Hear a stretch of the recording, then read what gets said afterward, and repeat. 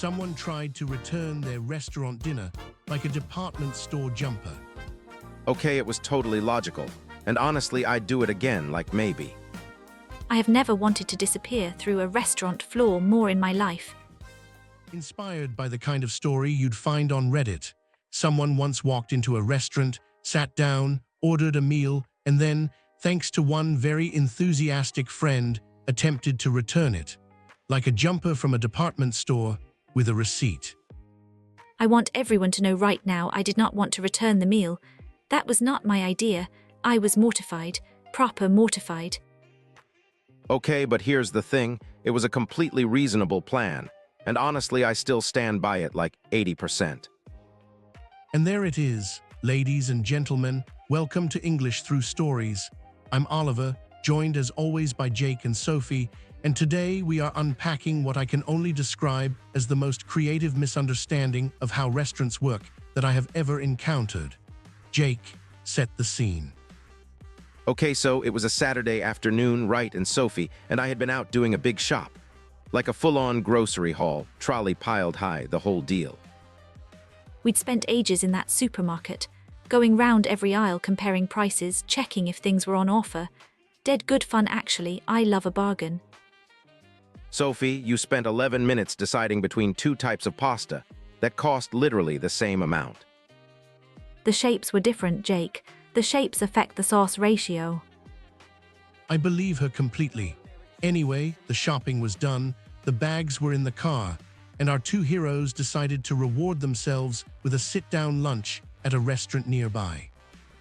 Yeah, it was one of those nice casual places.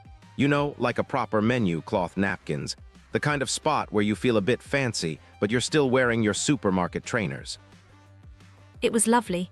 We got a table by the window, the waiter was dead nice. I ordered a pasta dish, obviously, and Jake ordered a burger. A very expensive burger. Like, I remember looking at the price tag, well, the menu, same thing, and thinking, wow, okay, we are committing to this. Now a small note for our listeners. Jake used the phrase price tag there. In shopping, a price tag is the small label attached to an item in a shop that tells you how much it costs. You see them on clothes, on gadgets, on pretty much anything you'd buy in a store. Jake used it to describe looking at the menu price, which, while creative, is not quite standard usage. I mean, a price tag is a price tag, man. Whether it's on a shirt or a brioche bun. The brioche bun did not have a price tag. It had a menu entry. There is a difference. And this distinction, as it turns out, was rather central to everything that followed. The food arrived. Sophie's pasta looked wonderful. Jake's burger, by his own admission, did not. It was okay, look, it was not what I expected. The photo on the menu showed this giant stacked thing, yeah, like a tower, and what arrived was sort of deflated, like a burger that had received bad news. It did look a bit sad, to be fair. It looked really sad, and the price tag on that thing was like 16 quid, and I was just sitting there looking at this little disappointed patty, and I thought, I want a refund. And that is where it all went wrong. Indeed it is. Now, a refund for our learners is when you return something you've bought and get your money back. You might get a refund on a faulty toaster, or a dress that doesn't fit, or a gadget that stops working. You do not, traditionally, get a refund on a burger you have already partially consumed. I had only taken like 2 bites. That's practically brand new. Jake, you cannot return food. It is not a jumper. You cannot take it back to the till and say, I'd like a refund, please, it didn't quite fit. Okay, but wait, hear me out. We had literally just come from doing a shop, right?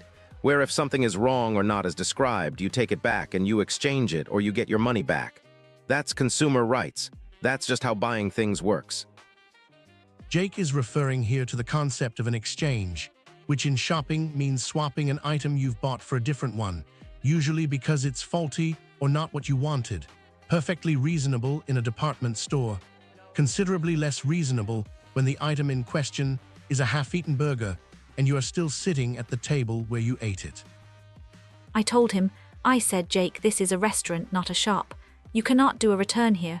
And he looked at me with complete sincerity and said, I said, why not? Conceptually, why not? I paid for something, it's not as advertised. I want either an exchange or a refund.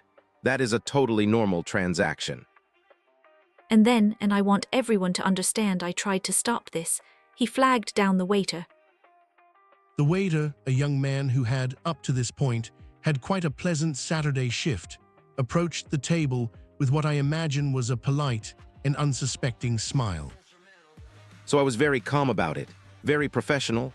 I said, "Hi, sorry to bother you, but I'd like to return this." And he pointed at the burger he had been eating, on the plate, in the restaurant. I pointed to the uneaten portion. There was still like 60% of it left. The waiter, to his credit, did not laugh. He blinked. He looked at the burger. He looked at Jake. He said, "And I love this. I'm sorry, sir. Did you say you'd like to return it?" And Jake said yes. I wanted to crawl under the table. I was sitting there like, please just let the floor absorb me. Okay, so the waiter then asked, very politely, if something was wrong with the burger, like if it was undercooked or whatever, which is totally reasonable.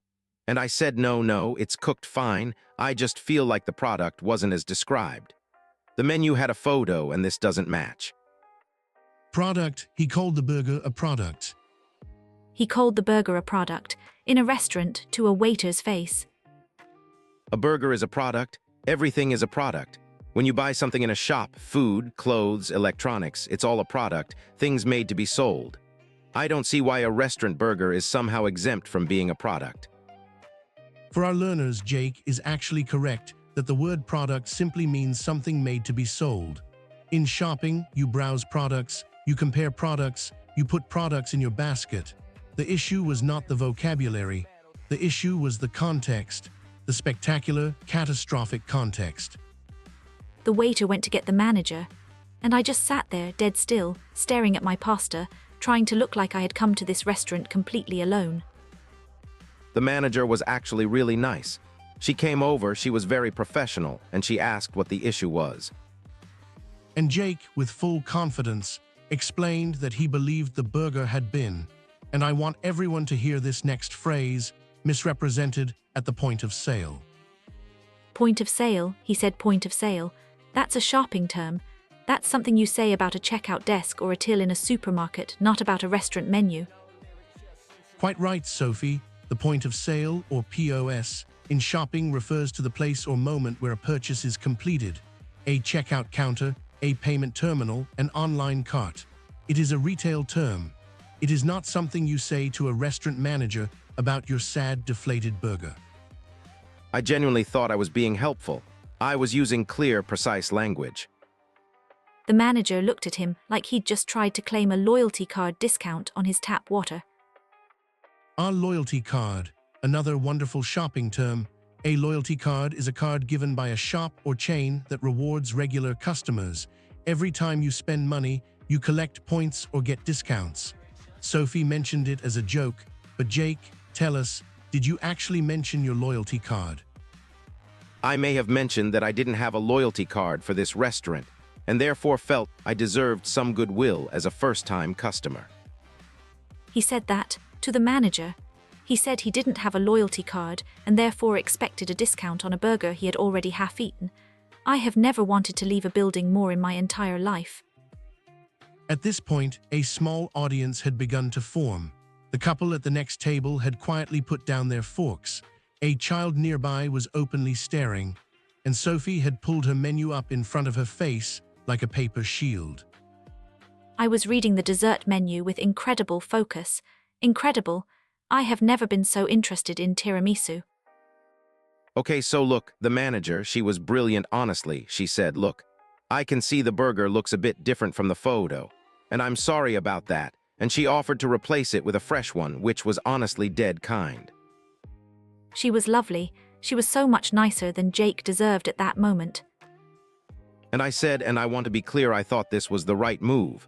I said, actually, I'd prefer a full refund and I'll just have a starter instead at a reduced price, like an in-store credit situation. In-store credit, for our learners, in-store credit is when a shop gives you a voucher or account balance instead of cash when you return something. You can spend it in that shop, but you don't get your money back directly. It is a shopping concept. It does not apply to restaurants. and yet. I put the menu down. I looked at the manager. I said, I am so sorry. He's just come from doing a very big shop and I think he's confused about where he is. That is not what happened. That is exactly what happened, and the manager laughed, and honestly I think it saved us. The manager, apparently charmed by Sophie's explanation, offered Jake a complimentary starter on the house and suggested the burger might simply photograph better than it presents in person. Jake, reader, accepted this graciously. Sophie tipped 20% and apologized twice on the way out. I still think I had a point. Like when you're in a shop, you can browse products, compare price tags, ask for a refund, do an exchange, use your loyalty card, expect in-store credit. There are all these consumer protections built in. Why are restaurants different? Because you're not buying a thing to take home, Jake. You're paying for an experience. The chef cooks it, the waiter brings it, you eat it at the point of sale. And before you say anything, yes, the table is the point of sale. And no, that does not mean you can return your dinner. I think Sophie has just summarized the entire episode in 4 sentences, and I believe that is also a lovely review of our vocabulary for today. We had price tag, the label showing cost, refund, getting your money back, exchange, swapping an item, product, something made to be sold, point of sale, where a purchase happens, loyalty card, a rewards card for regular customers, in-store credit, shop value instead of cash, all perfectly good shopping words. All deployed magnificently in entirely the wrong setting. I'm going to go back to that restaurant someday, and I'm going to be a model customer. No returns, no refunds, no in-store credit. Just a man and his burger. I'll believe it when I see it, and I will be sitting at a different table just in case. And that is where we leave today's story. A restaurant visited, a burger mourned, a manager's patience tested, and approximately 8 shopping vocabulary words deployed in spectacularly inappropriate circumstances. If that made you laugh or cringe, or both at the same time, which honestly is the correct response, drop us a like. It genuinely helps the channel more than you'd think. And follow us so you never miss another story like this one. We've got plenty more where that came from, and most of them involve Jake. Subscribe to English Through Stories, new episodes every week, each one packed with vocabulary, real feeling stories, and apparently at least one person attempting to return their food. See you on the next one. Drop us a like. Hit follow and never miss a story. Subscribe to English Through Stories. Find us on YouTube, TikTok, Instagram, and Facebook. See you on the next episode.